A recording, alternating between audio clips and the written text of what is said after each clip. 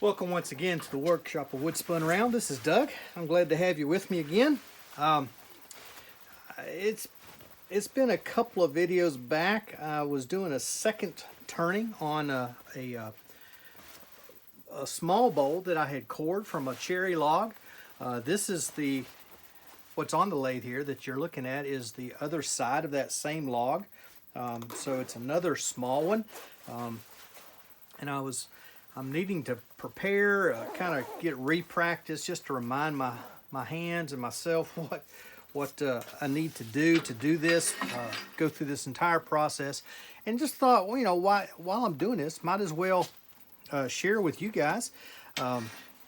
It's still turning. It may not be real fancy stuff, but I tell you what, this is kind of basics, really. If we can do this, we can do about anything. So what I've already done, I had this the other way so that the bottom was toward the tailstock. I had it pressed, the inside of the bowl was pressed against the chuck. My tailstock was pressing against the center, just to get the backside. I wanted to get a fresh tenon established. What was on there had shrunk in one direction. It was way too small. So I turned a fresh tenon. It's, it might be 1/8 of an inch deep, but just big enough. You can see there I've got minimal gap in my jaws. I've already turned and sanded the back side. It needs a little more sanding, and that's fine. But I want to pick up with straightening this top edge, the rim. You can see it's warped. This has been drying probably 8 or 9 months, I guess. I cored it, put it in a garbage bag with the shavings from all the cherry from those 2 logs. And so what I'm about to do now is to, like I said, second turn this other small blank. Get my face shield while I'm thinking about it. We've done the back, got to do the top. Let's get this top straightened out, and then we'll go from there.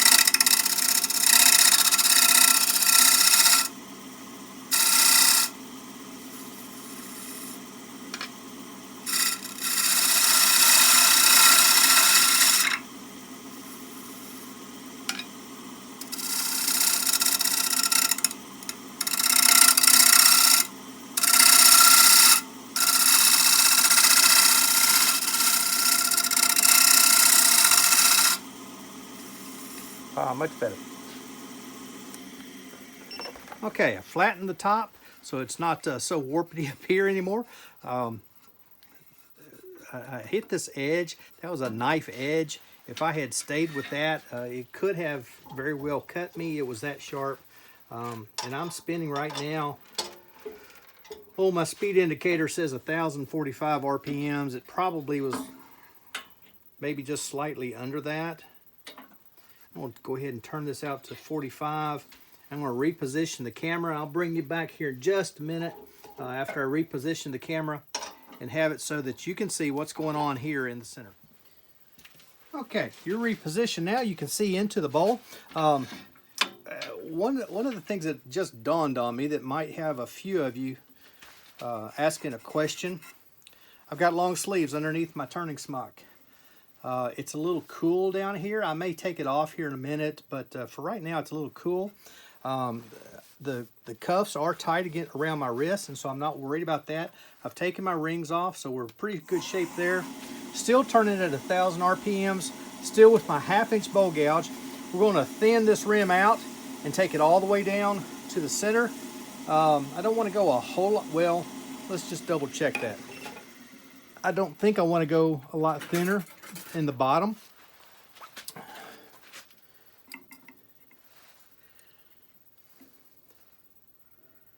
No. I've got... Yeah, I don't have tons to take out, but I do have some I need to take out just to make it lighter. Okay, let's hit the on button instead of stop button. Let's work on this. It won't take but just a couple of passes.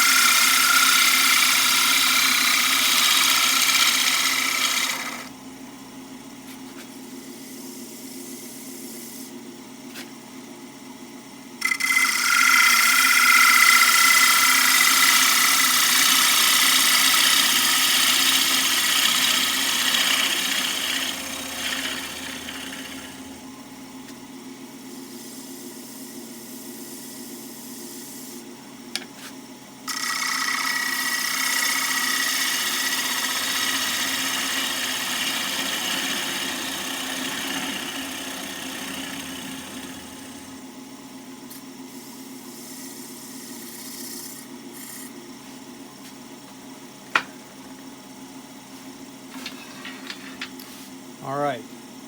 Like I said, wasn't going to take a lot. So what it's time to it's time to sand. So let me get my sandpaper. I'm going to cut the camera off right now, and I'll bring you back. The sanding, I've shown you that. If you want to see the sanding process, there is a sanding video. And so you can go and watch that if you're really interested. Most people are not that interested. It's not the most exciting part of the turning process. But I'll bring you back as soon as I finish. In fact, I'm going to turn this back around so that it's straight. That way the vacuum can pick that up, and you'll be able to, or the dust won't go in the ear quite as badly if the vacuum can pick it up well. So I'll bring you back as we're finishing up the finish process. Sanding has been done to 320 grit, and then we continued that with the Axe abrasive paste that I typically use. Let me say this, I'm using Axe. I like Axe. It does a great job. At the same time, there are a lot of other makers out there on the market, and there are recipes on the internet. If you want to make your own, that's fine. That's what I started with, was some that I made. In fact, I used a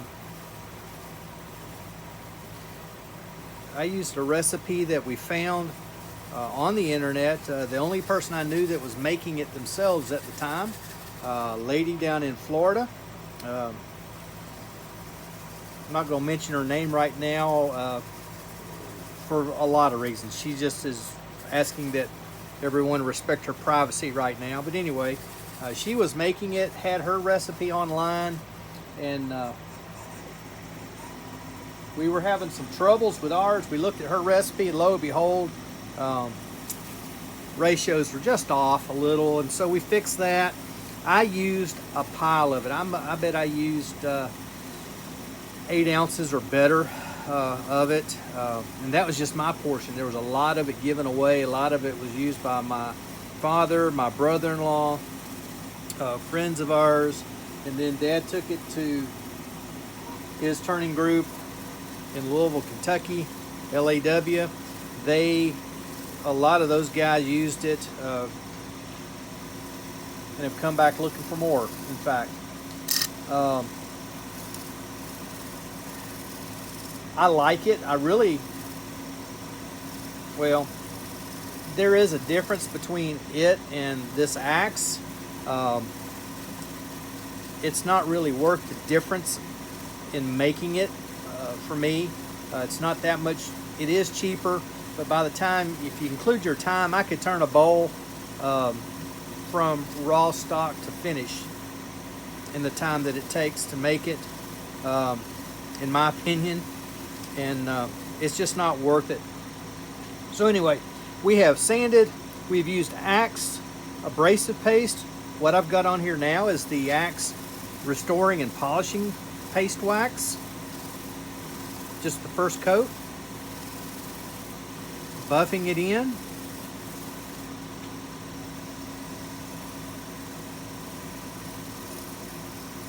Gotta be honest, I think I'm getting a better shine on the back side than I am the front side, even though they're sanded the same. Slow this back, well, leave that speed up. That's at 1200. I'm gonna put a little more wax on it. That's just the first coat. Quite often the second coat is the one that brings out the true beauty of the wood. And so we're gonna go back, put a second application. Somebody asked me, well, why, you could just sand. You don't have to use the paste. Yeah, that's true. And I have sanded in the past, sanded to 1200 in regular grits, and then used micro mesh and sanded up as high as that stuff goes. My goodness, you can get a wonderful shine on wood just using micro mesh. It's amazing what that will do. I've done that and then gone to the Bill Buff system and used all 3 grits. This wood, this is a piece of cherry. I would use all 3 grits on it. There's the Tripoli, the white diamond, and then you use the it's 2 grits and a wax. So Tripoli, white diamond, and Carnauba wax. All right, that is just starting to tack up. I'm going to go ahead and get a fresh paper towel.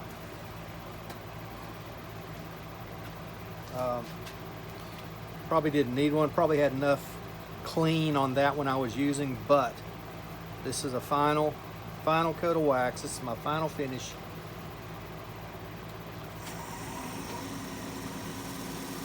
Very light touch.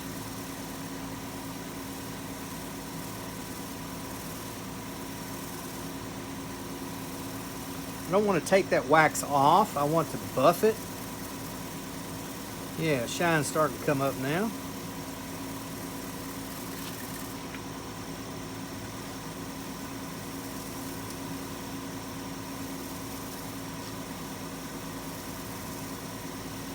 Oh yeah. See it starting to come off on the paper towel. Tells me it's really time to turn, so I turn it. Light touch, just moving along. I'm gonna go ahead and speed it on up a little bit. That's almost 1500.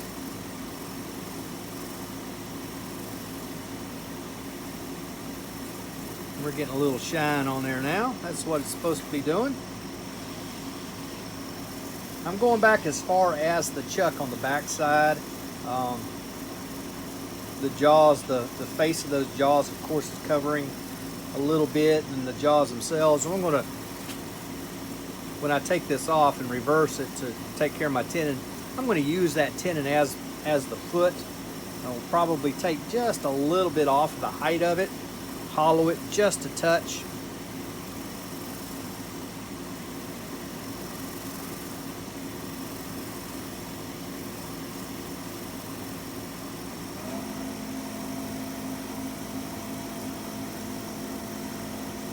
Nearly 1700, just shy, 1690.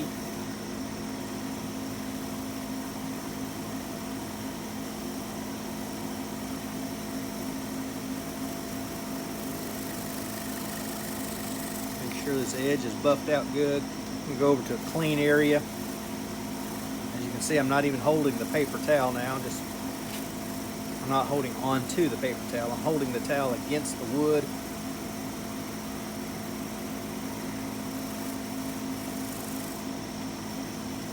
Same on the back side. Just buffing. Don't want to build up a lot of heat because I don't want to take that wax off. I want to leave it. That is my finish, but it's also the protection of the wood and what we've done so far. Maintenance of this bowl in the future will be periodically put a little wax on it and buff it out. You can do that by hand, whether I keep it or put it in the store for sale. This one actually will go in the store for sale.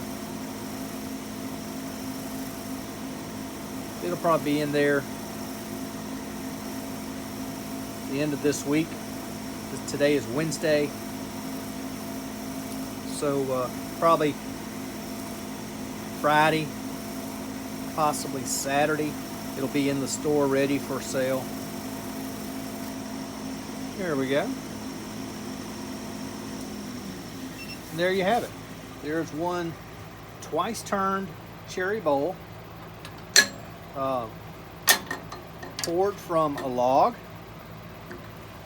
There's a twin to this one, same size. I'm not even sure where it is. It may be in the store. It may be sold. Yeah, I like that. This is the very center part of the tree.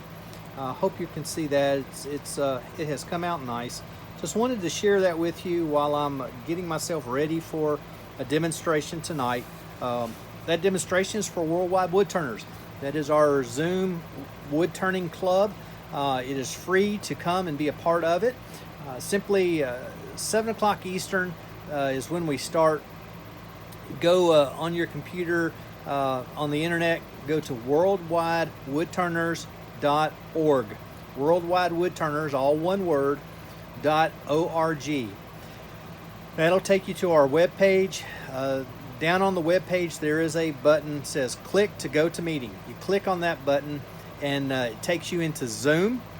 And once you are in Zoom, then one of the moderators, one of the co-hosts will let you in to the discussion. And we have such a good time. We'll go from 7 to 10. Right at 3 hours. The official meeting is 8 to 10, but we'll show up. Some of us will show up closer to 6:30. The bulk of the folks start showing up right around 7, and we kind of, as Captain Eddie says, we back the pickup truck up, let the tailgate down, and just talk turning. We just have a great time. And so come and join us tonight. And in fact, I'll be doing another one of these, just a bit larger. I got the blank right here. As you can see, it's double the size. This is the next turning down. So it ought to be exciting to turn. So I'm excited about it, looking forward to it. Hope you'll join us. Worldwide Woodturners tonight at 7 o'clock Eastern Time. Come and join us. It doesn't cost you anything. Just the time to come and join us. Come and have a good time. We talk turning. That's it. No politics, no religion. We just talk turning. Have a great time. So come and join us. Hope you've enjoyed this. If you have, if you would hit that like button, not only like, but then put a comment down below. In fact, you put the comment whether you like the video or not. It doesn't matter. If you don't like it, tell me why. I'll be glad to hear it. I've gotten some people that say some things that, you know, they're going against my philosophy, why I'm doing the YouTube videos. And so I don't worry about them too much. I pay attention, but I just don't worry about them too much. Others have given me some great constructive criticism that I'm glad to take. One of the things is shortening them. So I'm working on shortening the videos. Anyway, like it, share it, comment. Subscribe. If you're not a subscriber already, if you are a subscriber, thank you so very much. I sure appreciate it. You guys have been great, and I never expected to be where I am. We're sitting at, last time I checked, 620, 622, something like that, subscribers, and I am grateful for every last one of you. For those of you who have not subscribed, let me encourage you to subscribe. It doesn't cost you a single thing. Even if you never come back and watch again, go ahead and subscribe. If you want to see the content, if you want to see it and be notified when I bring out new content, hit that little bell icon, and YouTube will let you know every time I put a new video out. Well, that's enough carrying on for me. Let me just say thank you once again. It's good to have you with me. This is Doug at Wood Spun Round. And until we get to meet together again, hope you're able to spin them round.